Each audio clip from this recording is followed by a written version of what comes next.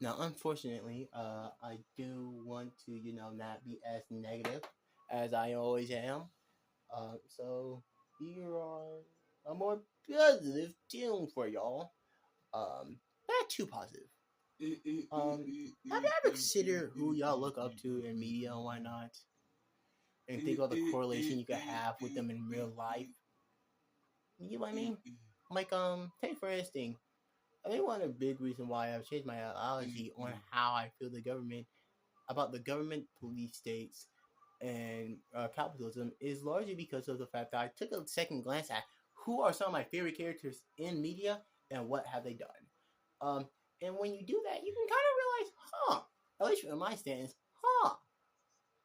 it does not seem like I like the government. It does not seem like I like people who are restricted to the normal forms of life.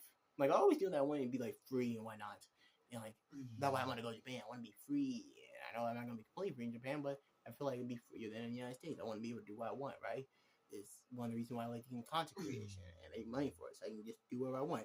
I want to get in mechatronics, not because of the fact that I want to I want to change the world. It's because I have like a book that or for a year that I used to want to do. It's one of the reasons why gonna be honest, it's probably one of the reasons why it's so easy for me to hop from hyperfixation to hyperfixation because of the fact that I'm like, oh no, I want to be free. I want to do this and do that. But like when I look at my characters, I realize all these don't really seem to rock with the government as really an idea. If you want proof of this, let's look at some of my favorite characters. One, Deku. Deku is a legally licensed hero who just go against the curve a lot.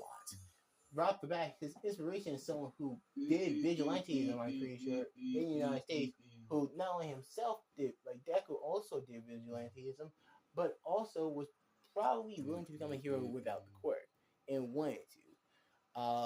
And that's one thing. Oh, and he's an inspiration. Like All Might is just an inspiration for vigilante too, right? Oh, Sonic.